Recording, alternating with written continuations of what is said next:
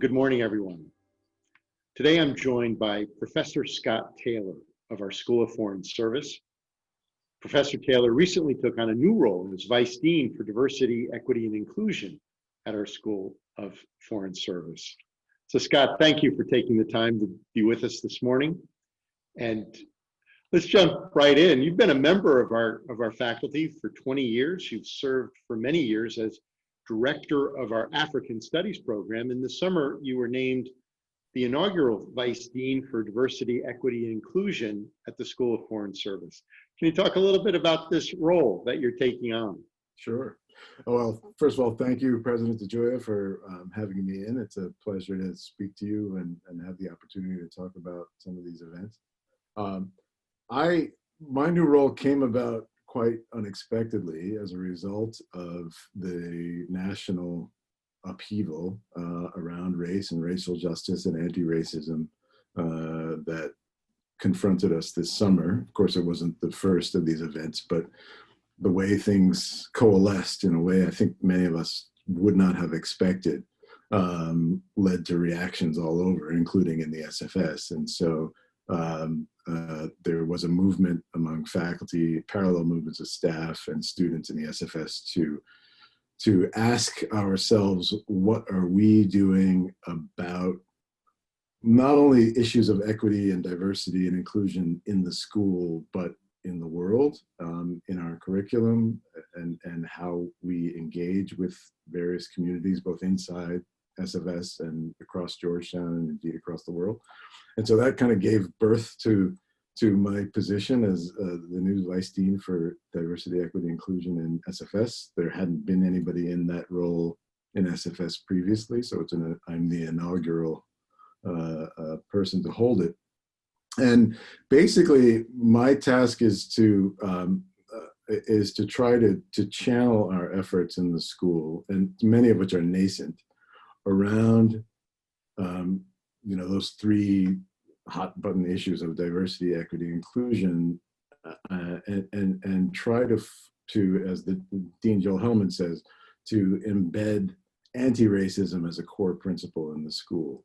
And so I see myself as in part helping to coordinate some of the more organic efforts in the school. And I'm delighted to say that across our many centers and programs, across our student body, and among my staff colleagues, there's a huge surge of interest and passion around these issues to say, what can we do to be better? And so that includes diversifying our curriculum. And there's been a lot of debate and discussion this summer about the absence, the omnipresence of race and racial issues and things like international affairs and particularly international relations, but the omission of race and racism as a central motivating core of much of international relations. So how do we bring that into our curriculum in terms of what we're teaching and learning about with our students? How do we diversify our faculty, which quite frankly is not particularly diverse in the SFS? And how do we diversify our student body, both at the graduate and undergraduate level? We have a problem in recruiting students of color to the SFS, particularly Black and African American students.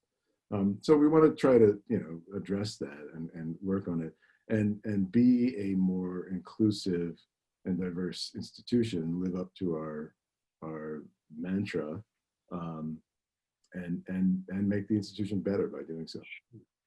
Being in SFS, is there a global dimension to this work of diversity and inclusion and equity? I mean, I certainly think so. So I look at it from the SFS point of view as, it's multi-dimensional. We are a school of foreign service, a school of international affairs, a leading school of international affairs. So, just from our mission, the founding mission Edmund A. Walsh talks about law and justice and beauty and conscience and morality so that we can create a more just and peaceful world and a more equitable world. And if that's our mission, we're missing, we're not completely there yet after 100 years in terms of fulfilling that goal to be more inclusive ourselves as a community, but also to recognize those things around the world. So to answer your question about the global dimension, I mean, first, it's kind of just living up to our founding principles. Second, we are, I think, educating the future generation of leaders, not just in the US, but around the world, in politics and business and the nonprofit sector. And we are doing them a disservice if we aren't making them, if we're not attracting, diverse leaders, to educate here, but also to go out and be in the world, to lead in the world. They will be leading in diverse communities and diverse companies of their own. And so both exposure to and education about issues of inclusion, about issues of fairness, about issues of racism and historical constraints against discriminated populations. If we leave that out, and I don't want to shortchange the SFS and say we're not doing any of that now, but we need to be attentive to it. To be anti-racist means we have to be actively engaged in these agendas, and I think we need to be much more deliberate and self-conscious about our efforts to be anti-racist and to embed that in our student body. And another dimension about the sort of global aspect of this is that if you look at the Black Lives Matter protests, for example, over the summer, they were echoed all over the world, right? I mean, you saw them echoed in the UK, in France, in India, in South Africa, in Kenya. And so they literally spanned the globe, right? And those were both sympathetic with the movement in the US, but they were also very much local phenomena, right? And very much reflective of what was happening in those countries and people who felt discrimination. So we want to engage with that from an educational mission about teaching about global, the problem of global racism, the problem of minorities being discriminated against, whether it's in France or whether it's in China or whether it's here in the US, and what that means for, again, to go back to the founding mission about making a more equitable and just world. So, I think our students, they're clamoring for that kind of education. We can help them make those kinds of connections. I think it's an imperative that we do so. It's incumbent upon us to do so. And so, I think there are a lot of connections. And just one more example of this, the African Studies program in the Center for Contemporary Arab Studies just on Tuesday, just yesterday, held a program on global anti-racism and global racism, and three panelists looked at racism in the context of just three countries in this session: in Mauritania, in Egypt, and in Zimbabwe. And in Mauritania, and to some extent in Egypt, it was what we might call anti-Black racism. But in Zimbabwe, it was a different manifestation of anti-Indian, the Indian diaspora in Zimbabwe, Indian racism and the experiences of that community. So I think we all have a lot to learn from each other, and there are many valuable comparative lessons across the world. And again, I think as we think about teaching international affairs and we think about teaching our area studies agenda and so on, there's a rich both intellectual agenda and a practical agenda. Sure. Maybe we can go a little bit deeper there. You were the leader of our African Studies program for many years. What is the state of the field? How is the field at this moment? How has it evolved and changed? And how does that reflect itself in our community, in our program? I mean, African Studies broadly So it's a very interesting question, right? There certainly has been an evolution in African studies in terms of, and I think that or maybe even revolution is a better term. And I think that the principal change in African studies, and this is something that's been occurring or in process for 40 years, really. So, but is the diversity of African studies, right? So what we've had and certainly in the last generation or so, last 20 years, is an increasing number of African scholars, or scholars, diaspora African scholars, that are now very well represented in the field, multidisciplines, and are speaking to issues on and about Africa from a different perspective, right? And it's not like somebody who's, I wouldn't say somebody who's non-African can't teach on Africa, although I'd be out of a job. But I don't think I would never say that, even if I wasn't so self-interested. But I do think that the plural, the new diversity of voices in and about Africa, and some are, some have adopted more Western kind of lenses to looking at the continent, and others are bringing a very different perspective. So I think that's a very important change in kind of how we understand the politics, the culture, the traditions of the continent in new ways, in ways that inform students, not just at Georgetown, but across, Western institutions, certainly, and inform them in different ways and broader perspectives. Sure. And how would you describe the experience for a student in African studies? What would be the kind of hallmark experiences for a student in the field? In African studies generally, or at Georgetown? At Georgetown.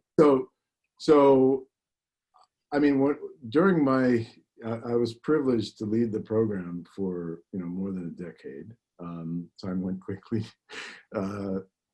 and my philosophy, and I think that of my colleagues too, might be best summed up as bringing Africa to Georgetown and bringing Georgetown to Africa, right? And so the way in which we tried to do that was expand the number of courses and the number of disciplines.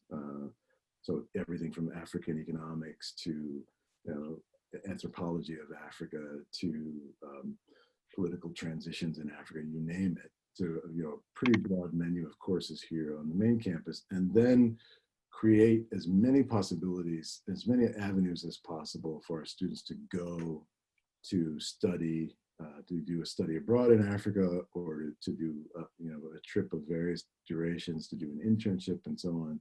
So we really tried to create a culture where students saw their on-campus part of their Africa education as the entry point, and that it would, that would create avenues and openings for them at a level of understanding and passion, actually, to go to any number of countries on the continent to study, to live, to work.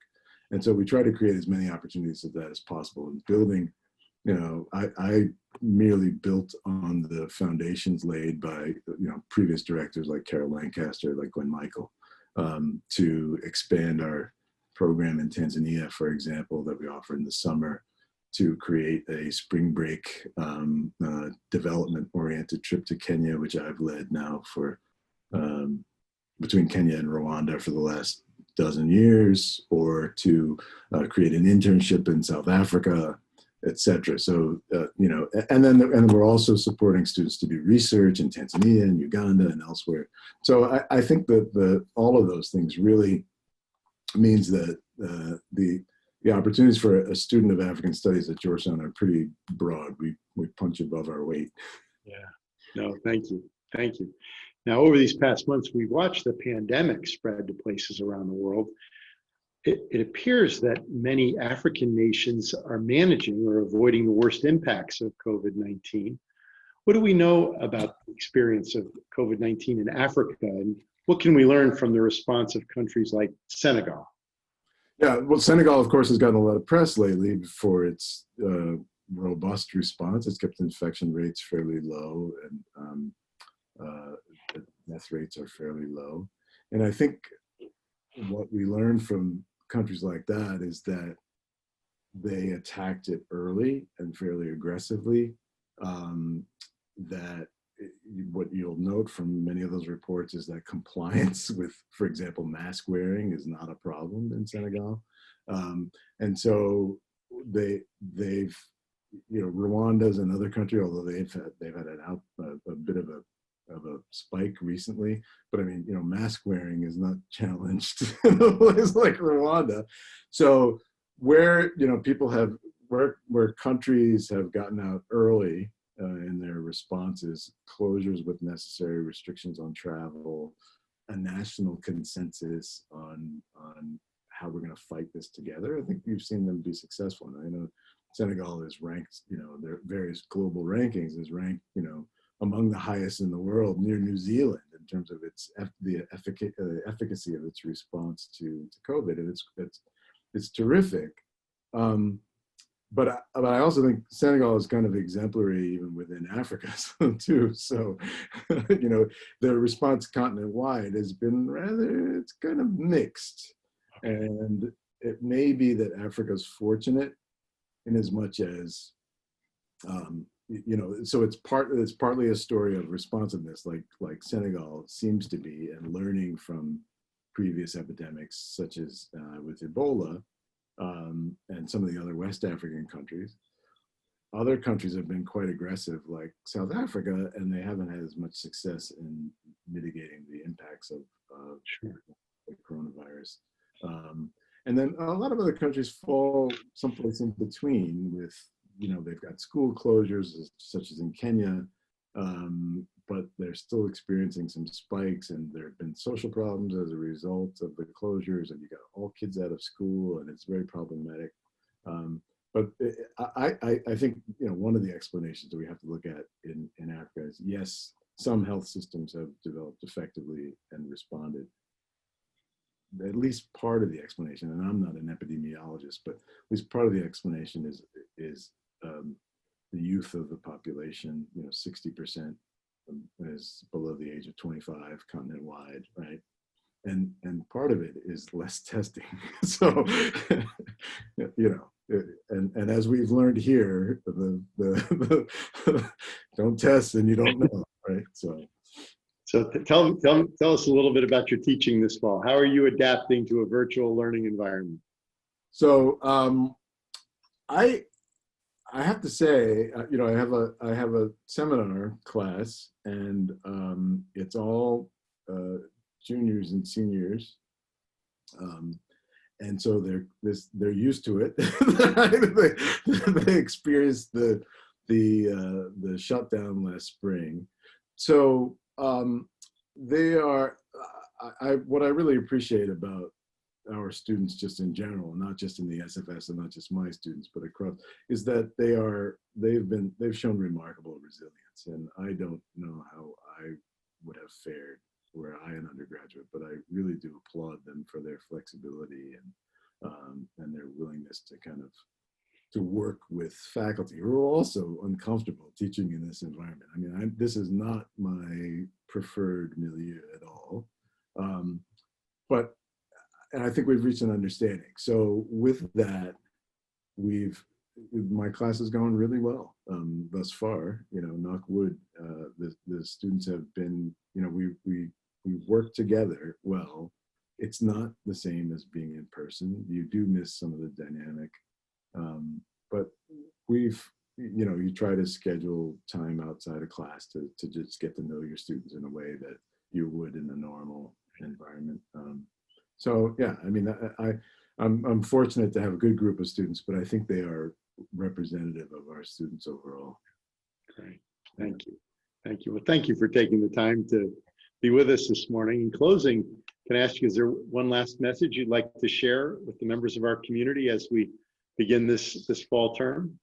Well, I mean, I think I would just build on what I was just saying about the student resilience. I mean, I think I'm proud of of the students for sticking with it and for and continuing to work with us. You know, now I've seen this both from the classroom perspective and from you know, from the administrative perspective, and it's not to be underestimated. So I want to applaud, you know, particularly our students and my colleagues for being adaptive. And then and the other message I would like to say, and again, I don't want this to sound self-interested, but I'm very proud of the response of our community overall to the issues of injustice, to the racial justice protests this summer. I'm deeply gratified by the efforts my colleagues have made to try to advance, you know, a genuine, more inclusive agenda. So I'm actually very optimistic. Thank you. Well, we're deeply grateful to you for your leadership, and thank you for joining us this morning. And I look forward to being with all of you again soon. So take care of yourselves and take care of everyone around you, for every Hoya, everywhere.